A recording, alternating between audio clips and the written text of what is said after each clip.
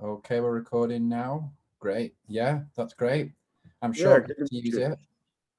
Yeah, so I just wanted to meet you really because obviously we both have quite interesting perspectives on the topic of sort of astronomy, but also probably religion as well. And the reason why I know you that I've heard of you is through the Amish Inquisition, which is a podcast that I was on a few weeks ago. I don't know if you've heard of them, or they said that you've been in contact with them. Yeah, they reached out to me on going on the show, and I was supposed to be doing a thing in October, so we're not doing it until November. But Right. the thing in October got postponed again because of the lockdowns and everything. Yes. But Yeah. yeah, they mentioned, oh, we're having Cometan on, so I Yeah. listened to the second one, and they Right. also sent me a link to your dissertation, which I looked over just briefly. Right. So Okay. yeah, it looks like you're doing some really interesting research there, and it's great to see that Yeah. you're doing it in a that the academic setting is giving you good feedback on it. That's great. Yeah. It was very encouraging to receive that type of feedback, and also from my lecturer, but also from other academics as well around the world. So it was really amazing to get that type of feedback from my first. I've done other assignments before, and I've done other essays, and they're all published on different websites and things. But this was sort of the first big one that I really was really passionate about. So to receive that type of feedback was really great. And it's a theory that I've been working on now for probably about a year. So about last October, I had the first sort of inkling of this theory, and from then on, I've sort of been working on that, and it's sort of developed, and it continues to develop the more that I'm researching. So I'm sure maybe in a year's time, it will have developed to another stage, hopefully. So it's in constant development. But yeah, I suppose one of the Yeah. first things I wanted to ask you was sort of I've looked. So I've looked at your YouTube channel. I've looked at your website. I've looked at all the different things that you do, and obviously I noticed that it's. Am I right in saying it's more sort of a hobby for you, what you do, rather than or is it what role does it play in your life? I suppose that's probably the first question for me, because that's Yeah. interesting. I think it gives the background. Yeah, no, I came across it while I was already, Right. out working in the world. Yeah. Okay. So, yeah, it's good. I guess it sounds like I think your birthday is almost the same as mine. I was born on July 3rd, All but right. I'm a few first. decades earlier. Yeah. So, yeah, so um, yeah, so it really changed my whole perspective when I started to discover this. I was Right. literalist Christian. Okay. Looks like you've obviously gone to some schools that were Roman Catholic, Yeah. by the things of them, it looks like. Uh, Yeah. but I was literalist, Protestant, Okay. uh, very, very into reading the Bible, and Okay. really what I started to discover. But I majored in English, and Okay. it looks like, English literature, and so some of the same interests, it looks like. And Yes. I got a master's degree in English literature while I was still in the Army. So I Brilliant. was in the Army. I don't know how much you've read or looked at, but I Yeah. was I've read that you were in the army. Yeah. Yeah. Yeah. I did. at Yeah. the age that you are. I was just getting ready to become a lieutenant, and then I was Wow. active duty in the infantry for 11 years, and got a chance to, after company command, they let you do something kind of, the first years you're kind of on the train tracks doing Yes. platoon leader, company commander, but then you can branch out, and some people go be foreign area officers and learn another language and work with, the military of another country. And that's actually what the Army wanted me to do. They were Okay. getting ready to send me to India, Pakistan, and Bangladesh, which would have Wow. been, really interesting. I'm sure I would have learned to speak Hindi or some, language. I don't know, Yeah. Pashtun. I don't know what I would have learned to speak. But Yeah. West Point, where I went to the military academy here is called West Point, and they wanted me to come back. Oop, I'll turn that ringer off. They wanted me to come back and teach, so they sent me to get a master's degree.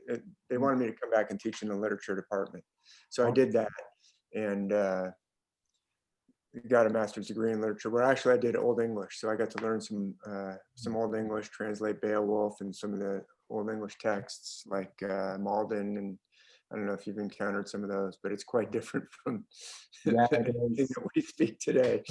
And so I got to go back and teach at West Point. And it was only after I had gotten out of the Army that I encountered really the work of Graham Hancock, who you probably are familiar with Graham Hancock a little bit. His work pointed me towards Hamlet's Mill. I don't know if you've ever read Hamlet's Mill, published in '69.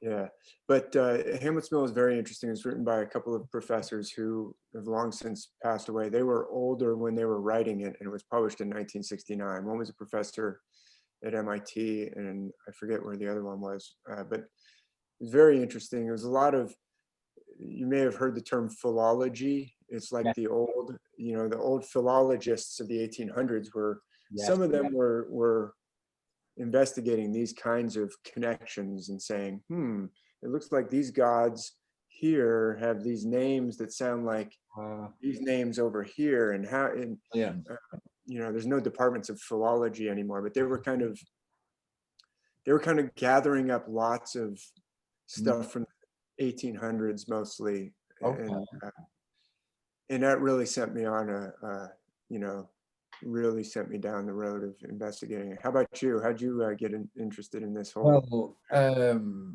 obviously we're in totally different stages, I suppose, because I'm probably, I'm right at the beginning. I always think of where I'm heading, I suppose. But so I'm just finished my master's degree, of course, and then I'm going on to do a PhD. That's great. I'm 22 at the moment, but I've been doing this, or I've been on this journey, you could say, officially since I was about 15 years old. But I think the foundations of how I became this sort of role and how I sort of got into this are definitely from earlier on in my childhood, and I was brought up Catholic, and we weren't allowed to think about anything else or sort of engage in any other type of religious ideas or philosophical ideas. So when I reached the age where I could access this information, and I could access books and go to the library myself, that's when it all began for me. And that's when it all sort of it just took off, and it's continued since then. And what I say when I say it, I mean astronism. I mean, you might have come across that word if you're looking up who I am, and also that's when I also started writing as well. So I've written a few books of different genres. I started off writing mystery books, actually, and I plan to get back into doing that. I used to write mystery books for sort of teenage years, and I probably will go back into that eventually. But then I started to really go into religion, philosophy, astronomy, and really delve into those topics, and that's what inspired me to become, or want to become, an academic, and sort of dedicate my life to exploring these biggest questions that we all try and get our heads around, and as a result of that, this movement has formed, which is what we call Astronism. And majority of my time now, when I'm not doing anything, academically, officially, is sort of managing all the websites, managing the social media, engaging with people, doing things like this, communicating, going on podcasts, and just sort of telling people my message, I suppose, and what I sort of stand for. But eventually I would like to have, I've started to do some lecturing. They've started to let me do some lecturing at university, but I want some more experience. So eventually I hope to become a fully qualified lecturer. And of course, I'm about to embark on my PhD. So the next 3 years for me is going to be pretty interesting. And of course, yeah, just finished my master's as well. So that's sort Congratulations. of where I'm at. And you got a really high mark, 87. Yeah, I Here in know. the US, I'll tell you a funny story, because here in the US, the numbers are much, we might say, inflated versus Right. England. They had a professor from, I think he was from King's College or Queen's College, Yeah. London, in Old English, and he was English, and and he gave these tests. Everyone would get like 15% right. I remember I got mine back, and I got something like Yeah. a 45% or something, and I was like, oh man, I thought I knew this material better than this, and he like pulled me aside later and said, you got by far the highest mark in the entire class. You did really, really well. I was like, man, I thought I was just, doing awful. But so congratulations on finishing your master's and then starting a PhD. That's great. And so you want to be an academic as Yeah, I just think there's so much to explore, and I think there's just I've got quite a few how do we say, I think all academics are a bit like this, what's the word, annoyances, things that annoy you about the world, and you want to try and set them right, and no, this is the way it is, this is my theory, this is the, this is how I see things, and try and get that out there and tell people about it. So I'm kind of that type of person. I've always got sort of, there's sort of always something wrong. There's always something not right. So I have to try and rectify it, and, tell people this is my theory about it, so I think it's definitely made for me. I enjoy, lecturing in front of people. That doesn't bother me at all. I could be in front of 100 people, doesn't bother me at all. So I think it definitely is the right thing for me. But it's taken a while for me to get to this stage. But yeah, I do think it's my career of choice. So great. So I think there's definitely a lot of similarities. Like I said, we're born almost on the same. I know. Probably a lot of I'm not into astrology, but there's probably something to the angles of the light that are coming in or whatever. I think all those things are. I've studied a lot of martial arts, and I know some like real martial arts masters, and Sifu said, there's no martial arts style that's lasted more than 100 years that doesn't have, it didn't last a few hundred years because it didn't work in fights, is what he was saying. In other words, so I think astrology, for whatever it does or doesn't have, it hasn't been around this long if there aren't parts of it that are talking about something going on. I don't want to spend a lot of time talking about that, but it's interesting that you write mystery stories.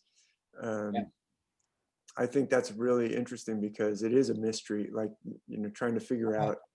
And I've used like the metaphor of Sherlock Holmes, or I don't know if your generation might not have grown up with Scooby-Doo, but Scooby-Doo. Yeah, no, it's good. Yeah, of course I do. They're Yeah. always coming from the outside. You see, the authorities have their ideas. Yes. Sherlock Holmes shows up and Scotland Yard is not very happy. They're like, oh, there's that pesky Sherlock Holmes again, who's going to point out some evidence that we haven't taken into account. Yeah. And I think that is going on with a lot of subjects, including the one that we're both looking at in terms of the important role of the stars in human religions or faith or mythology. I mean, we can talk about what because it was interesting when I listened to the second Amish Inquisition podcast. I didn't get a chance to listen to the first one. Okay, yes. But I heard your second one, and they said, oh, have you heard of David Mathisen? They said, no, but it's interesting because it sounds like you're focused mostly on the very ancient, like cave art. Prehistoric, yes, yeah. That was my. I mean, there's so much more I want to focus with, you know, to do with this theory, but for my dissertation itself, yeah, it was mainly prehistoric. I wanted to start with the origins of. So basically, I mean, I don't want to repeat myself from the actual from the podcast, but the theory that I had is that there exists a religious tradition that is distinct from Abrahamic religions, Indian religions, or Chinese religions, you know, the main three traditions, but also that it precedes them all, and that it actually, the astronomical religions, or religions based on astronomical observation and astronomical phenomena, are actually the origins of religion, that they are very much you know, in the origins of religion during the Stone Age, for example. So it's sort of my endeavor to try and establish this tradition and say it does exist, and because no one's done that yet. And that's one thing that was annoyed me, because it's sort of, it was Christianized. So the terminology, you know, all astronomical ideas and beliefs were labeled pagan, weren't they? And so what I want to do is kind of like take that back and say, well, no, they are astronic. That's the term that I've coined to refer to this huge collection of beliefs and practices, because I do believe that they are fundamentally different. They are fundamentally distinct from pagan ideas, and they precede all of these things. You know, when we go back to sort of prehistoric times, you've got to kind of get rid of all the other sort of preconceptions in a way, because you're going back to before all these ideas of gods existed. You know, you're going back to the basic level of belief. So that's what my dissertation was about. As you'll have read, it was about trying to sort of establish an archaeological evidence record for this tradition, and I traced it back to about 40,000 BCE. Around that time was one of the earliest artifacts or specimen that I came across that was of astronomical theme that had been created, you know, based on astronomical observation. So that's sort of the bare bones of the actual theory. And of course, after the prehistoric times went, and we went into these civilizations like Egypt and Mesopotamia, of course it blew up, and there was so huge amounts of things were based on astronomical phenomena and on observation. And so that's sort of, from what I've seen, that's what your area is really interested in, that ancient time. And I will get to that eventually, and I'll probably do something on that eventually.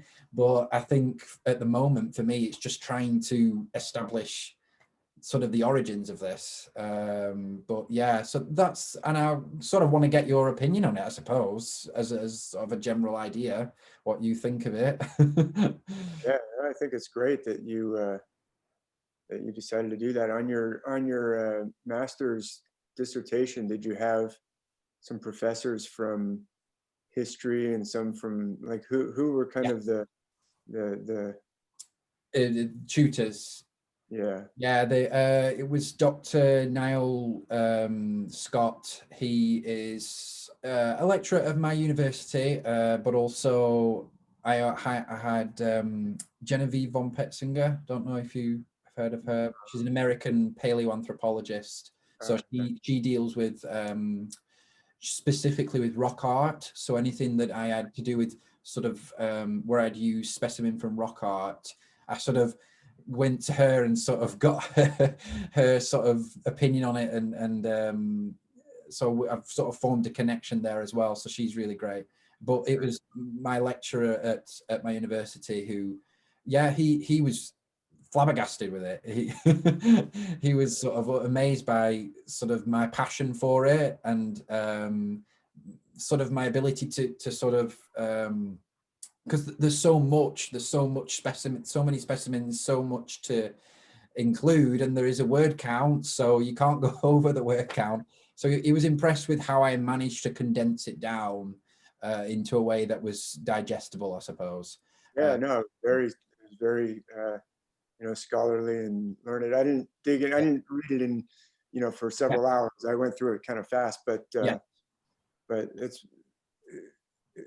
it's interesting.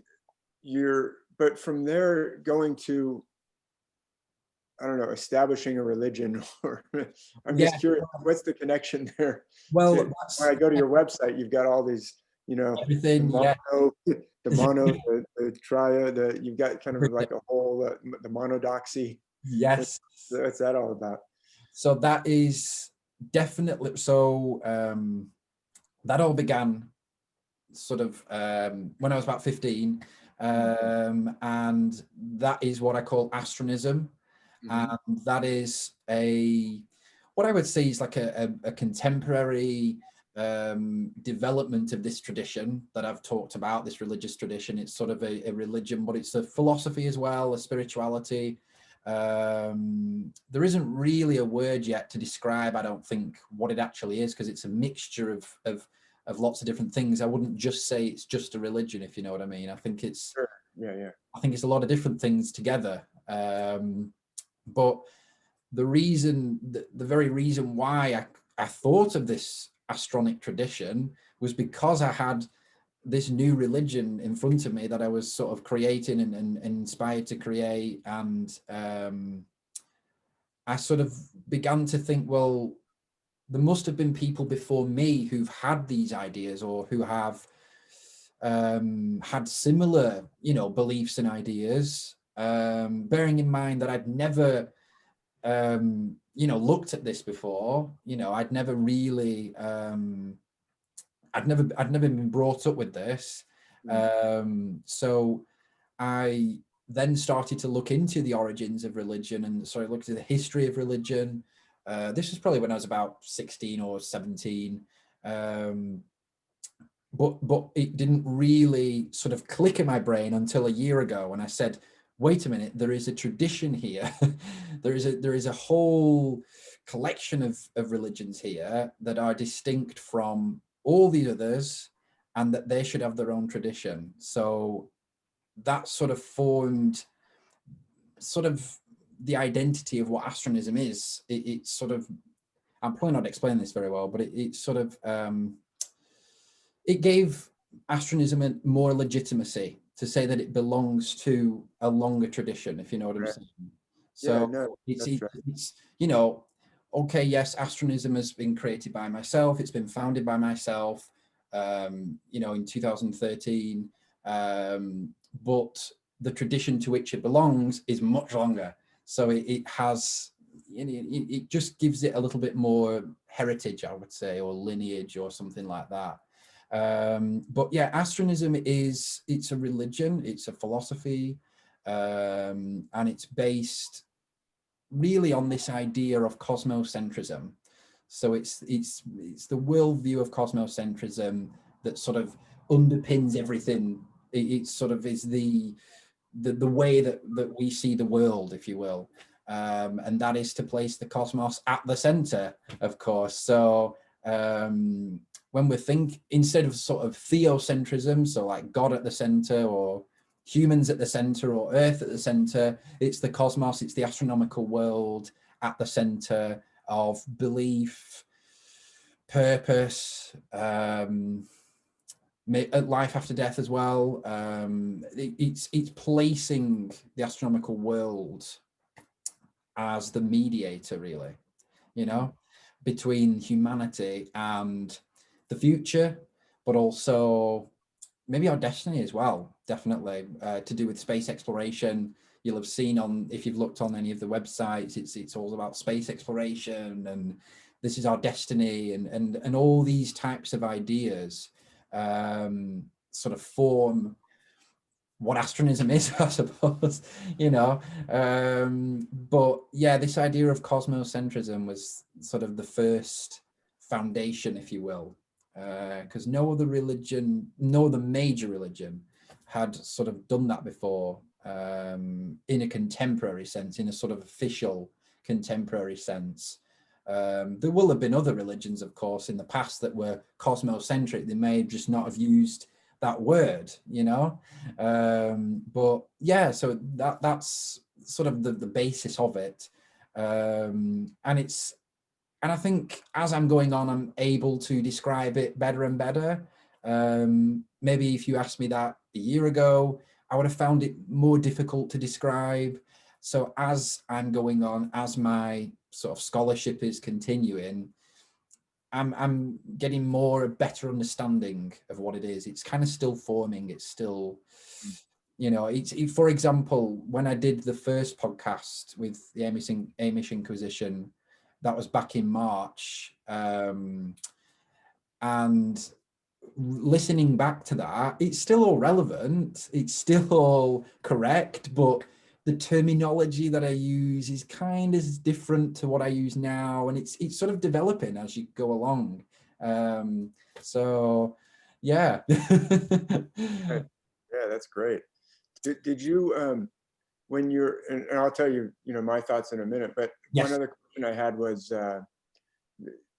you mentioned that one of your dissertation lecturers, the woman who is the rock art expert. That's Yes. really interesting. And Genevieve, did you look at any of the rock art in the Americas, and did you see connections? Like, definitely. did you see evidence of a worldwide kind Yes, of similarities? definitely. There's one in California that I looked at. Skyrock, I think it was called. It's more recently been maybe discovered actually, or looked into. I think it's called Skyrock, I think. I'll send you the link if I find it. And that has some astronomical, it's an amazing place. It's got some astronomical symbols, and they're clearly, you know, astronomical phenomena, stars and things like that. So yeah, there's and one thing that was difficult about the dissertation was sort of grasping the global element of it, because I had to look at Europe mainly, because there's so many sites in France that are prehistoric, and also Spain as well, and Turkey. But then you've also got places in you've also got like the Mesoamerican civilizations, and they all develop differently as well. So for example, I was looking at how when the Catholic priests arrived, when the conquistadors arrived, in this, it was about the 1500s or 1400s to South America, they were still practicing star worship in sort of South America at that time, whereas star worship had been long gone in Europe as a mainstream, you know, religion by the time of the 1500s, you know. So it was, each continent had its own timeline, if you will. And so I had to, and I kind of still want to create like a timeline, like a visual that sort of looks at how sort of star worship and astronomical beliefs changed, you know, according to different continents. So yeah, that was really interesting. And of course, you've also got the Australian Aboriginals as well. So it was just quite overwhelming. You know, there's quite a lot to grasp. It was when I look Right. back now, I think, gosh, I don't know how I did it really to sort of grasp all this together. And you know, probably each civilization requires a PhD to really explore the, you know, the Astronic, for example, the Astronic tradition in Peru or something. You know, you could do one on each country if you really wanted to. You know, maybe Right. someone will in the future. But you decided not to do your dissertation in that direction, really? You kind of went to a new Yeah, modern so direction? yeah, I'm going in a different direction actually. I'm going into more freedom of religion area. So I'm looking at, for my PhD, I'm looking at how different countries recognize religions. and how that might be used as a way to regulate, but also violate religious freedoms. So places like China, where they only recognize certain religions, no one's really looked into yet how these countries do that, and the particular ways that they use sort of recognition to sort of subjugate, you know, minority communities. So yeah, I'm going more into that direction, but I'll continue to want to write on the Astronic tradition and all the astronomical religion and things, but I think for me as well, I want to go into freedom of religion as well, because I find that really interesting. And obviously, you know, it's such a hot topic, and it always will be. There's always something going on in sort of human rights law, isn't there? And I'm just really interested in that. So that's another avenue that I go. Yeah. That's interesting. Do you have someone advising you to kind of go that route? Yes, so I've got Dr. Carl Morris. He's brilliant. I've known him for just over a year now. He's a sociologist of religion, and he's going to be supervising me for the next 3 years. And he's really excited for me to sort of explore this area, and just see what I can do with it, I suppose. See how, if I can get better than, my aim is to get better than the 87. That's my aim. So that's, I want to get into the 90s next time. Wow. Push myself. Yeah. Oh yes. Yeah. Has it ever been done before? Anyone get in the 90s? I don't know, actually. I'm not sure. I've not heard of anyone, but I've not heard of one. I've heard of people in 80s, but not 90s at this stage, but yeah, might be the first. Great. It's exciting to be starting out and having lots of different interests and directions that you could go. And like you said, you could probably do a dissertation on, you know, you could do a PhD on each one. Yeah. Sure. There's so much there. Yeah. Yeah. Interesting thing about, well, I'll tell you a little bit about what I think. Okay. You can comment about freedom of religion maybe at the end. Yeah. I'll let you go because it's probably getting pretty late back there, and maybe another 30 minutes or so. Yeah, that's fine. Yeah. Yeah. Okay, great. Yeah, so one thing I heard you say it also on the show with Phil and the gang there at the Amish Inquisition about the Abrahamic and the Taoist kind of branches, and the Taoist and the Dharmic or the Indian, and of course there's the Americas, and as you mentioned, Australia, Africa, and you know, the European, the pre-Christian European traditions and Norse myths, and so what I have been exploring for about the past 10 years is the evidence that they're all based on the stars, not just prehistoric. Right. So, you know, when you said by the 1500s, you know, when the European invaders were going over to the Americas, they were still using a star-based system, and it had been long gone. Right. I would have jumped in and said, "Oh no, no, no, no! You don't understand. That's what they want you to believe."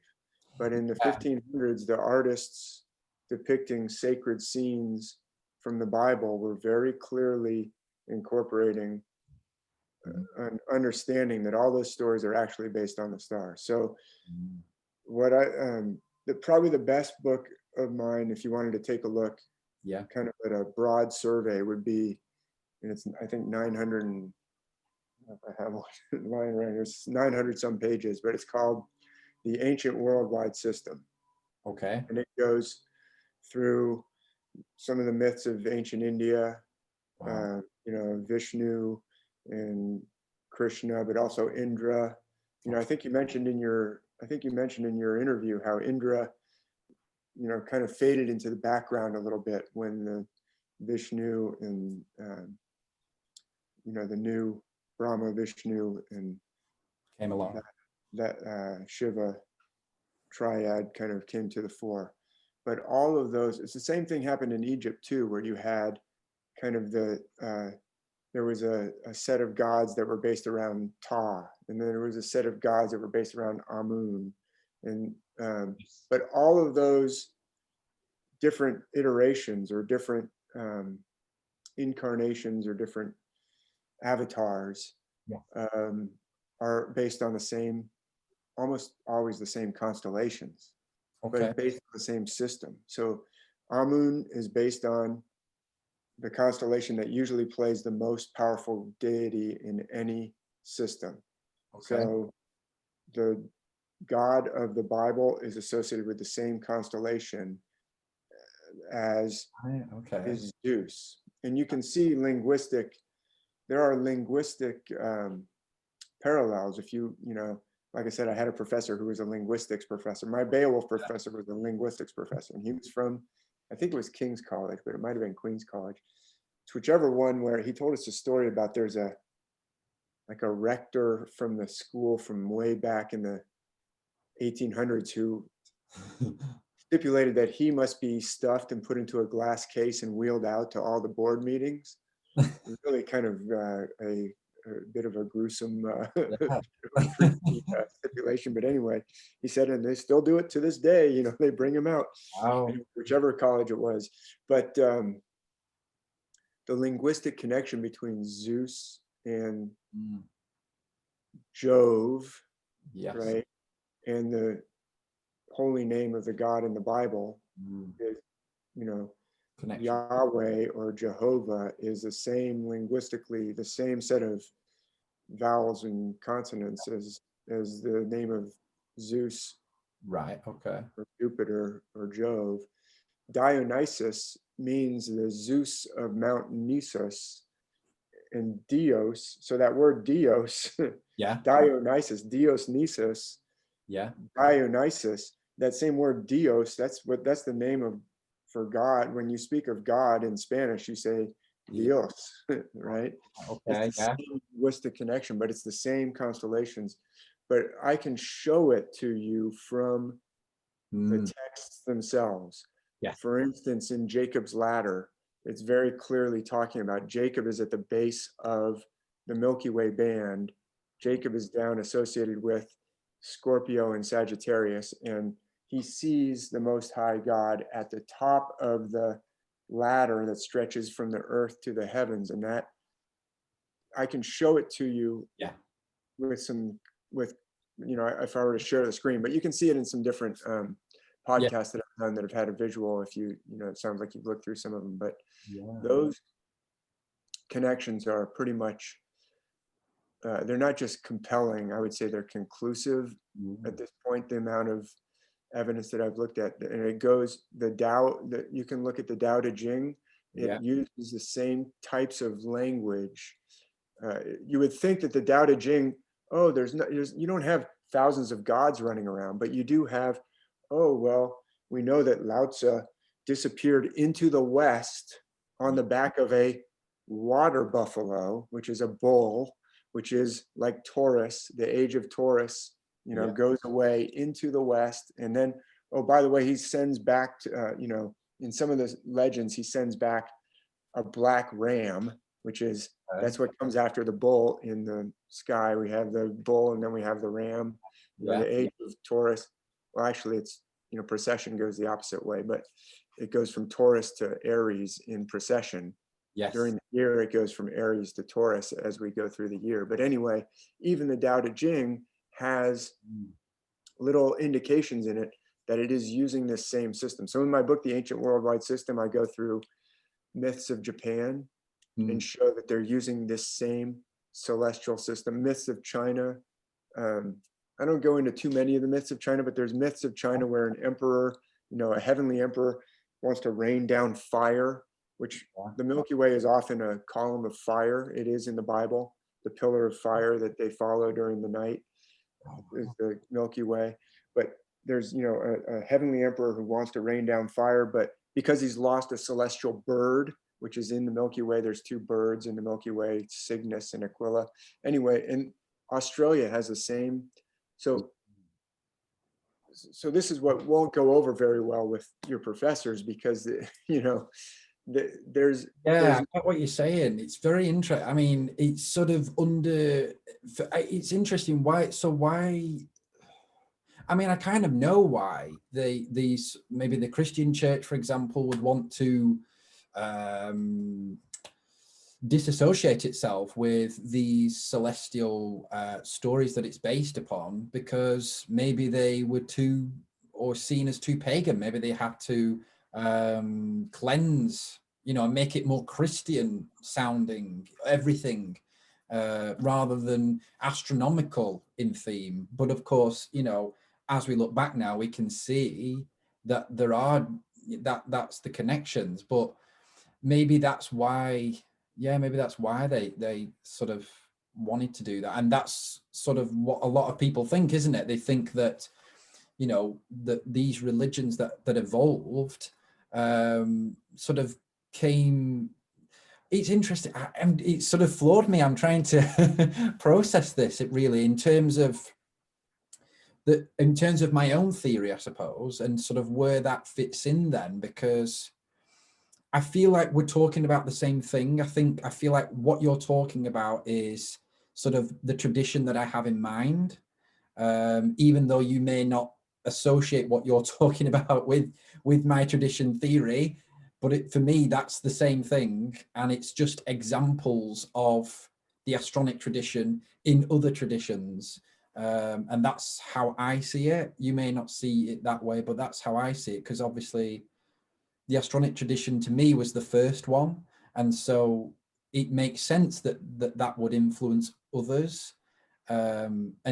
And for me, your work and what you do is sort of highlighting all of these different connections, all of these different examples and evidence that the Astronic tradition for me exists in other traditions as well, and was the foundation of these other traditions. I don't know what you think of that, but that's just how I'm processing this information. Right. I'm thinking, okay, so he's talking about, these religious ideas being based on astronomical observation, or these religious figures being based on astronomical observation, or astronomical phenomena. To me, that just means that that's part of the Astronic tradition. That's part of this tradition of religion that is based on astronomy. But of course, in sort of contemporary scholarship, there is no recognition of that. There is no recognition. There is just the Abrahamic, the Taoic, and the Dharmic, and there is sort of this, I don't know, this sort of this, I don't know, gatekeeping of what can be allowed and what is I don't know, maybe the Abrahamic tradition has wanted to distance itself, yeah, it's very interesting. I think I need to write something on this. I think I need to write something to get these, just to process it more, to process these ideas more. But yeah, I don't know what you think of my perspective on it. Yeah, well, I would say it's like your mystery stories, that you're obviously attracted to mystery stories. Yeah. To me, this is what we're facing here is, okay, we have all this evidence. Yes. We have the authorities telling us, well, this is what happened. We have early humans, and then and religions evolved because of different economic systems. Well, once we got crops, then we had to have this kind of thing, and then when you had kings, you had a feudal system, then you had kind of religions that evolve in kind of a feudal hierarchy, and then it turns into another revolution, and then it changes its flavor and all those things. There's some validity to those things, but it's kind of, to me, it's kind of like Sherlock Holmes showing up in Scotland Yard has already explained the case. Yeah. And he says, that's a very interesting explanation that you guys have come up with, but have you looked over here and look over here by the gate at the garden back here? There's some scuff marks. How do you explain those? Oh, we don't explain those. Well, I think that might actually change the whole story here, because there's also some shell casings right here. And what I believe, I think it's a mystery. So we're still, I don't come in and say, oh, got it all solved. This is what happened. Because first of all, it happened a long, long time ago.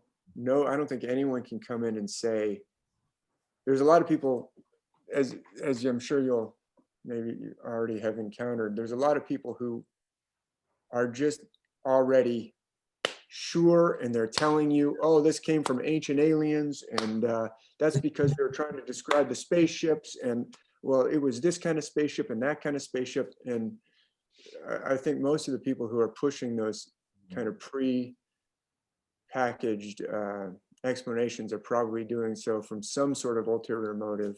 Okay. Because it's certainly, I would say, open for interpretation, but there's some evidence that the scriptures of the Bible are based on the stars. The Adam and Eve story is clearly based on the stars. Dust to dust means from dust you came. The constellations come up out of the eastern horizon, dust. They go across the sky, that's the Garden of Eden. They get cast down out of the Garden of Eden. To dust you shall return. The serpent is told, you're going to eat dust and crawl on your belly all the days of your life, and you'll eat dust. And you can see that in the constellation that is the serpent.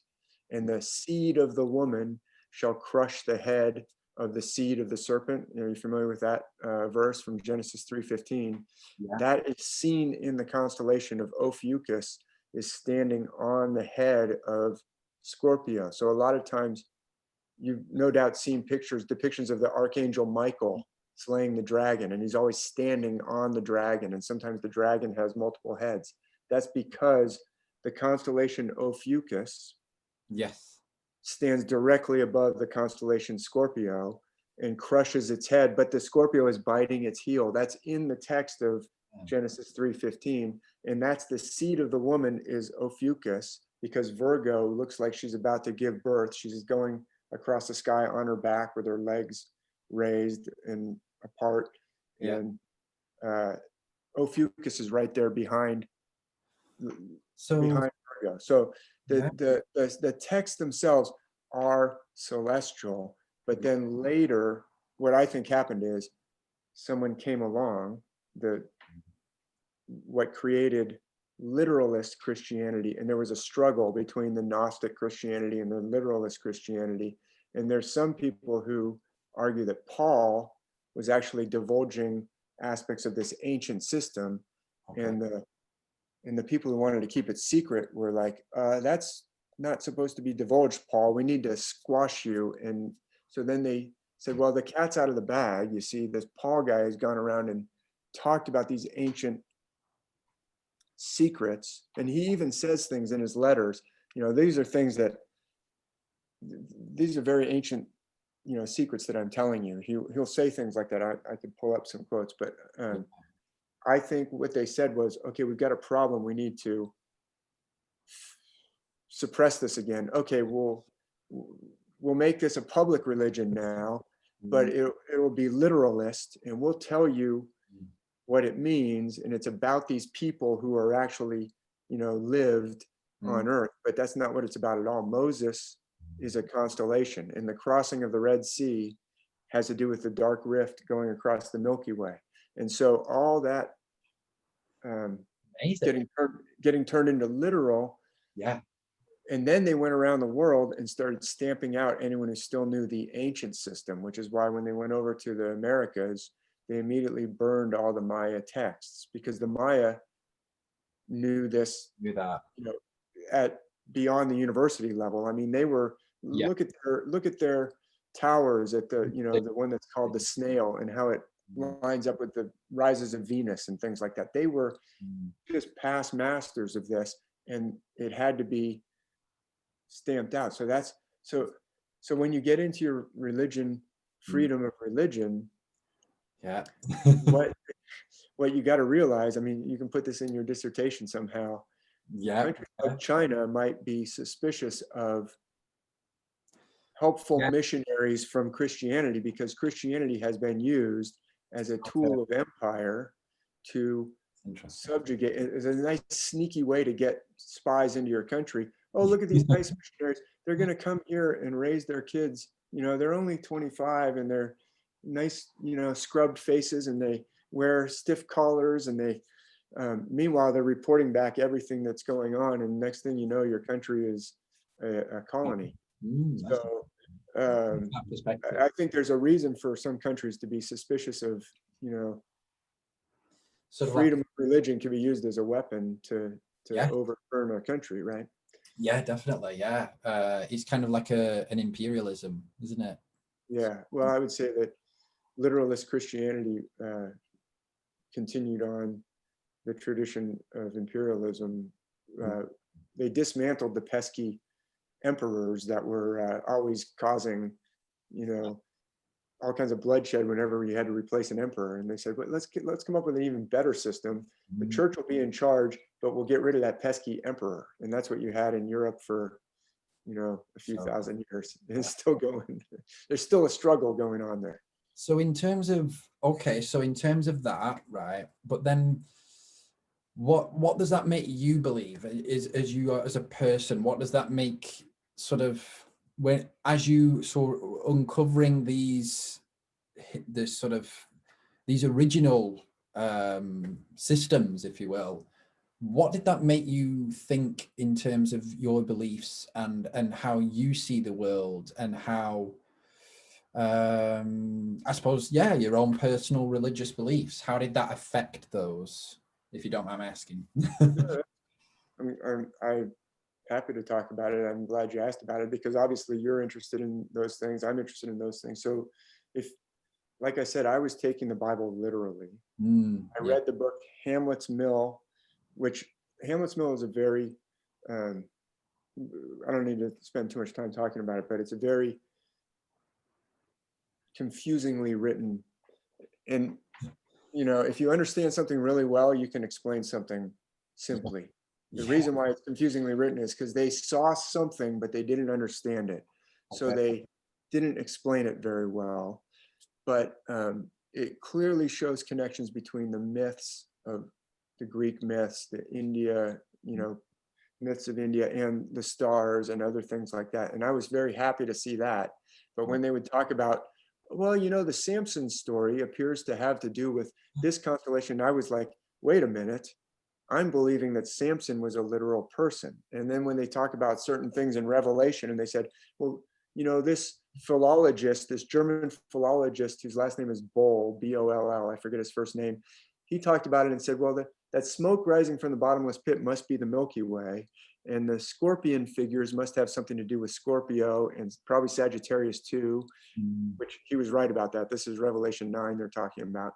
Well, those kinds of things really rocked my world, because I was believing literally. So it took me a long time to really wrestle through it. But the more I looked at the Bible, the more I could see for sure it is celestial from first to last. So I had to change my literalist beliefs. So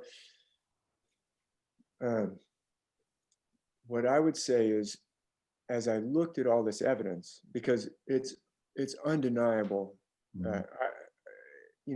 I like to say, I believe this, I believe that, but frankly, it's, I'm just doing that like to be modest, because this is for sure what is going on. There is no doubt in my mind that the stories of the North American, Native American nations, many of those stories are based on the stars. And by the way, they have a Eurydice and Orpheus myth that actually has more details in it than the Greeks preserved.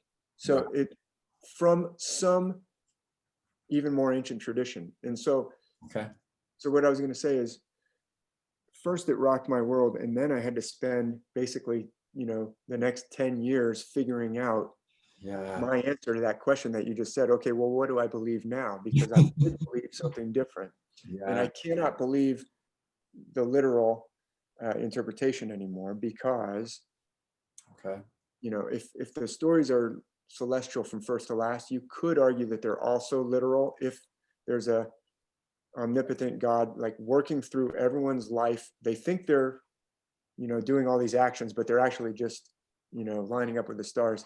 That's a pretty it's a pretty big stretch to say that it's both literal and celestial. I think it's celestial and not literal, because we have the same patterns around the world. Like, you know, that baby Moses gets put into the water in a basket of reeds, right?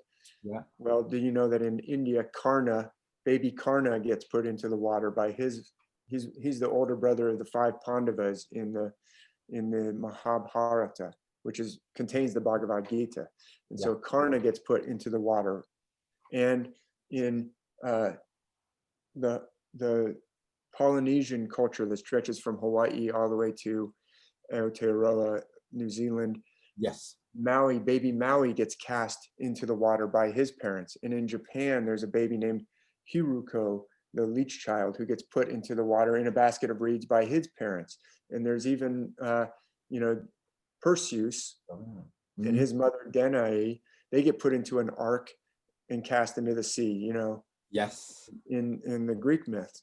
So was Moses literal and all those other ones were metaphors, right? And by the way, there's also Sargon of Akkad in Mesopotamia, ancient Mesopotamia. Sargon is put into the river by his mother. There's texts from, you know, long before the Bible long before literalists think that that Moses lived, Sargon was put into the water. So which one, you know, really happened? Did they all really happen? I don't think so. So what I would say, it may have all happened. It's a possibility. We'll leave that possibility open. But what I think is more likely also, so this tradition of celestial, you know, so people have hit me with this, like, well, you know, we can see the stars from all over the world. So it's kind of the most natural thing in the world for all these traditions to be based on the stars. And to that, I would first say, is it really the most natural thing in the world to base your myths on the stars? I mean, maybe one culture, but every single culture, that's not necessarily the first thing. You know, when I say that the story of Moses is based on the stars, that surprises most people, because it's like, well, that's not the first thing I would think. Why would they tell me about the story of Moses if it's really talking about the stars? But it's already fully developed in the pyramid texts that talk about Osiris. You know, Osiris is based on the stars. Osiris gets put down into the water. By the way, he gets chopped up and put into an ark and floated out into the water too. So we've got the Osiris stories are in the pyramid texts, you know, some of the oldest texts that we have. Then when the, you know, British Museum, the story of the translating of the cuneiform text is a really amazing story. George Smith, I don't know if you've looked into it, but you know, he was about your age, but he was like the best decipherer of the text. And he was actually working like as an apprentice at his father's newspaper or bookstore. But on his lunch hours, he would go to I don't know if it was the British Museum, but the museum where they brought all these cuneiform tablets back. And they hired him because he was so good at deciphering. Well, when he came across basically the flood story that even had a Noah figure, he became so, you know, flabbergasted that who was it? Petrie Smith, the famous Egyptologist, has a book where he says George Smith became so crazy, he was so flabbergasted, he started running around the room and taking his clothes off, like he was like out of his brain for a second when he saw the Noah story in these cuneiform texts. That because it just clicks, doesn't it? It just clicks, and it makes sense then. Yeah. If it's already in the most ancient Mesopotamian text, the Gilgamesh texts are, you know, very, very ancient. The pyramid texts are very, very ancient. The Vedas, very, very ancient, and they're based on the same system. The Egyptian myths are based on the same system. The Mesopotamian. So what is that saying? Either it popped up independently in all three of those very ancient China and over in the Americas, or it was already pre-existing. Okay. Right? Because the system's already fully formed in ancient Egypt. It's already fully formed in ancient Mesopotamia. So what I would suggest there's a lot of possibilities. Okay. Aliens could have come down and given it to people. That's a possibility. Okay. I don't think that's the right explanation. Okay. As an aside, most of the alien people look at like texts in the Bible and say, oh, look, this vision of Ezekiel, that's talking about a spaceship. And I look at that text and say, no, it's not. It's very clearly talking about the heavens. Yes. The whole, so you can't use that text as a literal visit from a spaceship because it's actually a celestial metaphor. So, but we could say, well, maybe it's aliens, but what I think it is a much more ancient culture. So I think that human civilization and sophisticated cultures are much more ancient than what academia will admit. Okay. And I don't know if you've heard of Dr. Robert Schoch or John Anthony West. Those guys are the ones who went to the Sphinx and said it's water erosion on the Sphinx and therefore it must be much more ancient. And then they were roundly ridiculed by academia, basically said, oh, where's your pot shards or where's your other archaeological evidence? And then Göbekli Tepe was later discovered, and you probably have looked a little bit at that maybe and know that it's basically 10,000 BC. It was already being buried deliberately. So if we have, and academia likes to say, well, Göbekli Tepe, I guess these hunter-gatherers just put up these 18-foot stones that are almost machined in their precision. I mean, that takes basically specialization. That takes saying, hey, you're showing a lot of artistic talent. You don't have to hunt and gather. You just learn how to make those stones. That just doesn't happen in a subsistence type of a society.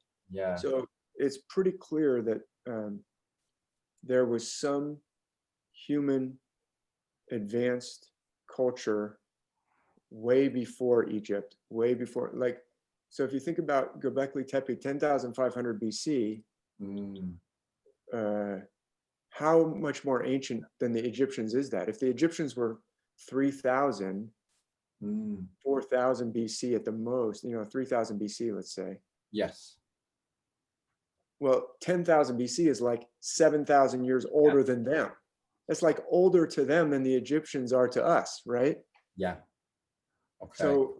So what I would suggest, and I know this is, academia will not say, oh, Dave, let me give you a 87 on your citation for that, because I think there was an ancient worldwide civilization, or this system system wasn't primitive hunter-gatherers.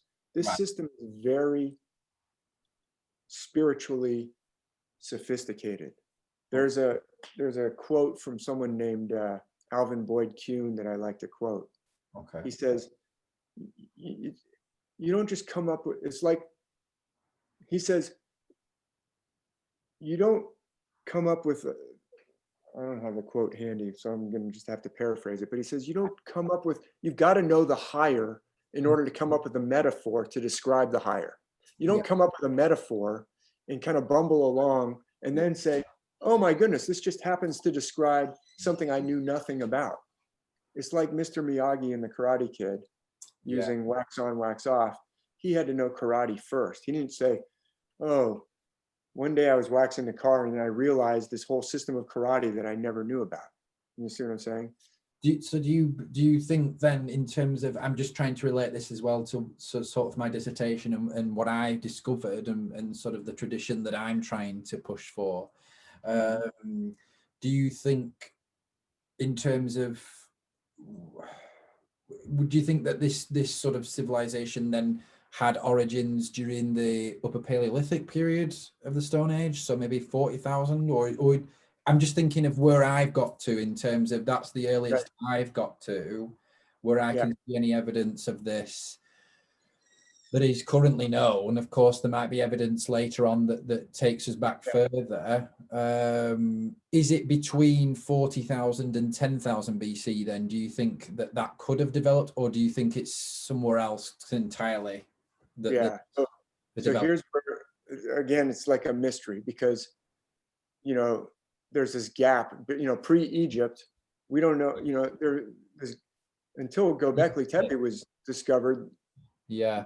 And we don't have anything between Göbekli Tepe and Egypt, but we do have, all of a sudden Mesopotamia, poof, and here we have these texts, and all of a sudden Egypt, poof, and here we have these texts, and all of a sudden, so I think it's a mystery, and we have these clues, but I think it's quite possible that the story that's been put together by Scotland Yard or by the authorities with labels like Upper Paleolithic, they're trying to describe their explanation of the clues. Okay. But I think it's possible that that story needs to get chucked, and some Sherlock Holmes, like maybe you, might come along and say, here's a better way. Because, so I mentioned Robert Schoch because he's an academic, but he's had to go through some very trying, I mean, he has tenure, so he can't get fired. He's, but there's a lot of people who are not happy with him because he suggests it looks like the Sphinx is much older than dynastic Egypt. So do you think I mean, you might not have read my whole dissertation, but in terms of my idea for this Astronic tradition, do you think I'm on the right lines of trying to understand this? Yeah, I think we're circling. I know that I'm in the right direction. No. But so what I think is possible is there was an advanced civilization, which right now academia will refuse to admit. They'll say, oh, that's ludicrous. Right. There was some kind of a catastrophe. And so people like Robert Schoch and Graham Hancock both talk about catastrophes. Yes. Graham Hancock leans more towards a comet catastrophe, a comet impact, a Younger Dryas impact theory. Robert Schoch leans towards a coronal mass ejection, which would scorch the earth and maybe even make it radioactive, and people had to go underground. Okay. And this is, so why am I bringing this up? Because I believe it's possible. This is a possible explanation. Okay. Because we're faced with this mystery. We've got evidence around the world.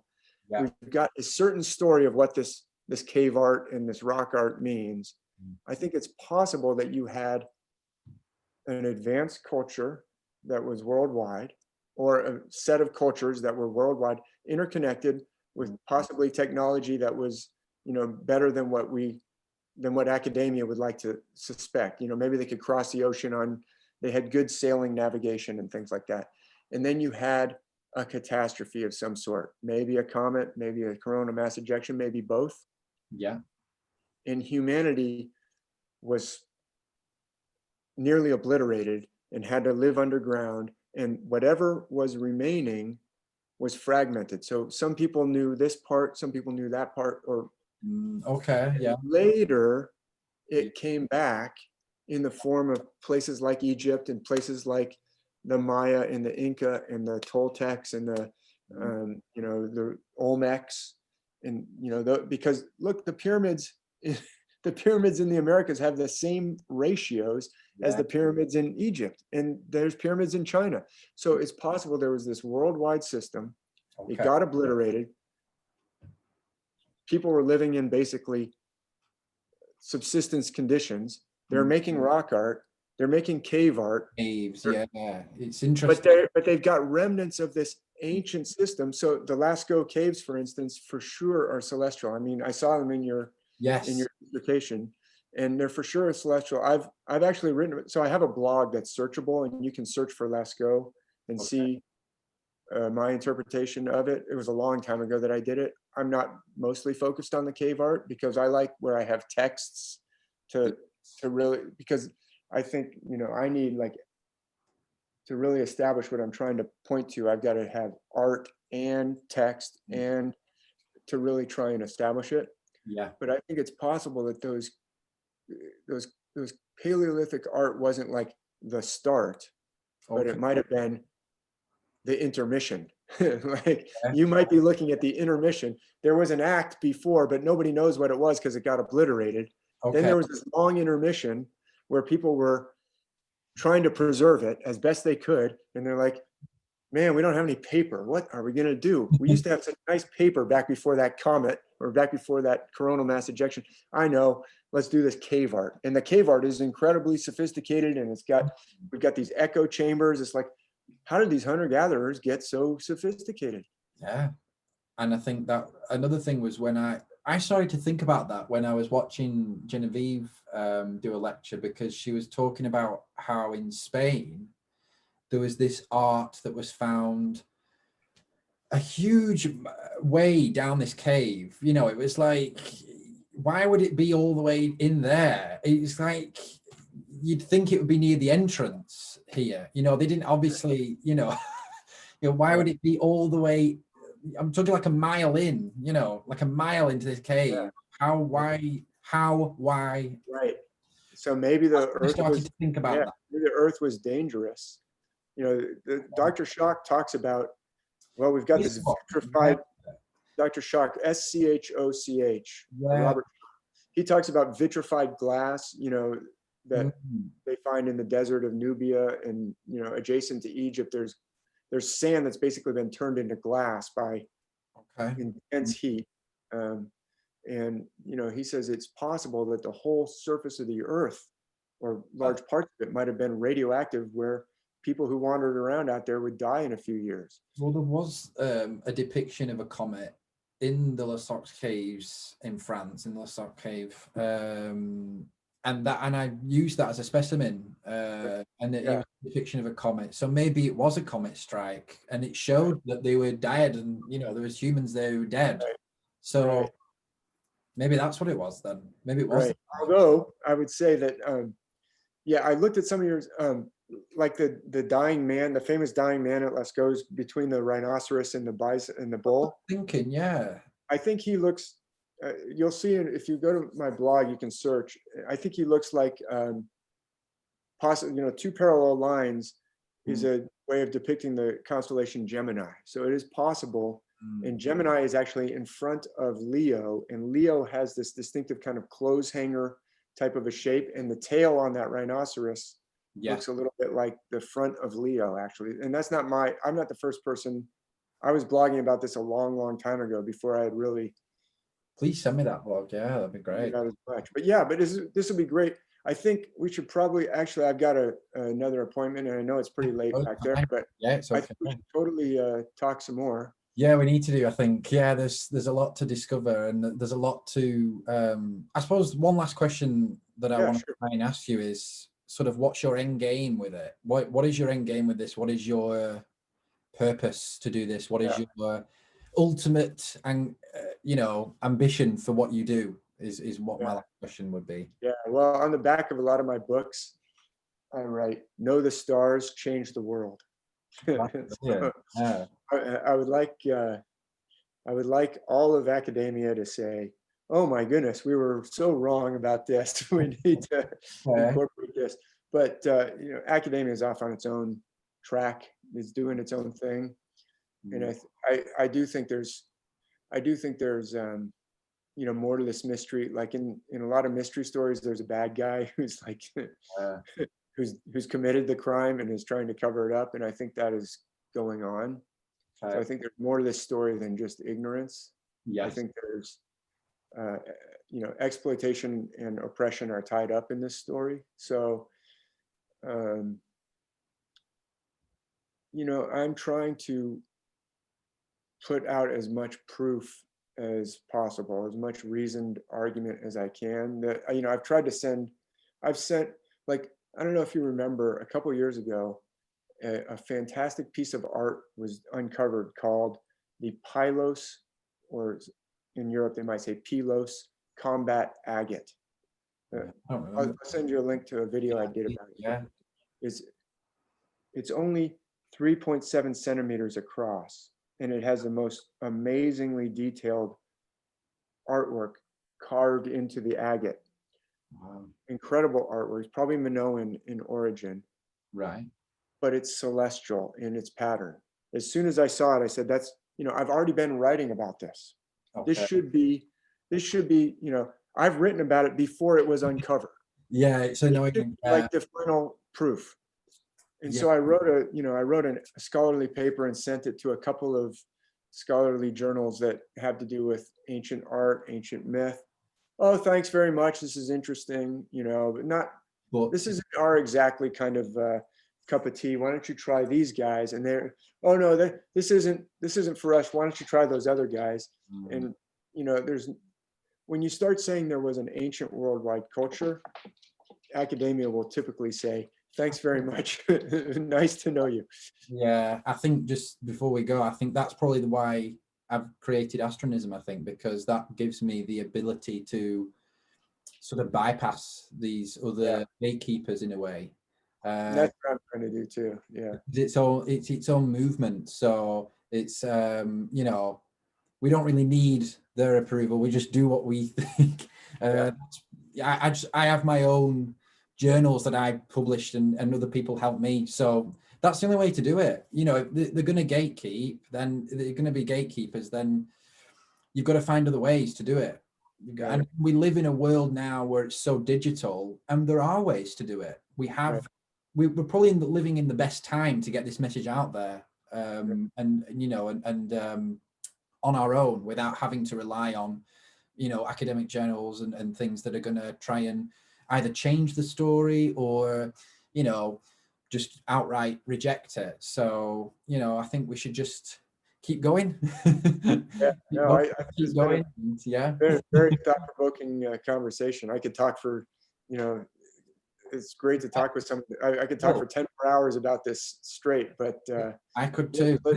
Yeah, let's definitely keep in touch. And if you want to, I mean, if you want to publish the video, that's great, or whatever. If you want to just keep it and quote from it, that's great. But it's really great to talk with you. I think you too. It's wonderful that you're still 22, because that means you have lots of you know, lots of energy to go lots of different, explore lots of different paths. Get this. So that's great. I mean, I have lots of energy too. I'm just saying. I wish I'd discovered all this when I was 22. Yeah. But yeah, it's great to make your acquaintance, and thank you for reaching out. And I'll be going on the show with Phil and the gang in a couple of weeks. Yeah, I'll look out for that. Yeah, I'll definitely mention that I spoke with you, and you know, we can put together you know, we could start a little series and put together little videos like this once in a while. Definitely. I mean, you can be on my channel, I'll be on yours. You know, it'd be great. Right. Yeah. So fantastic. Okay. I'll send you an email anyway with all the different links we've talked about, and you send me one with all yours. Likewise, yeah. Notes and things later. Okay. Yeah, great. But so just the last thing. So you asked about, you know, my personal beliefs. So I actually think that this system is it actually has tremendous application. What they were talking about has that application for our lives right up to the present moment. It has to do with recovering the self, the buried self. That's why Osiris has to go down into the underworld, or Inanna goes down into the underworld. It is describing each one of us. And so that whole system, I think it was to benefit men and women, and to uplift and to help us live up to our full potential. But unfortunately, some people want to suppress that. They don't want people to be connected to their self. They want them to be divided. So I think, I think we're looking at a lot of the same things. Yes, we are. Definitely. We're on the same road. Yeah, I like to say, because I like to surf, you know, there's a lot of people who surf the same waves. Doesn't matter, you know, different people surf it differently. Yes. I don't demand that everyone, you know, surf exactly the same as me if they're on the same wave as me. Who cares? It's like these wonderful waves are rolling in, and different people are going to react to them differently. But I think we're definitely on the same wavelength in a lot of ways. Definitely. We've got more, we'll be able to work together in different, I know, in the future as well. Definitely. Yeah. Yeah, fantastic. Yeah, this will be the first of many great conversations. It will be. Now, how do you pronounce your name? Cometan? Yes, correct. Not Cometan. It's not a schwa there. It's Cometan. Cometan. Cometan. It'd be different. British accent, I think. No, that's great. Yeah. Great. I don't mind. However you wish. However you wish. Well, very good to talk with you today. Very good to meet You too. Thank you. And we'll speak again soon. I'll send you an email. Absolutely. Cheers. Thank you. See you later. All right, take care. Thank you. Bye. Thanks.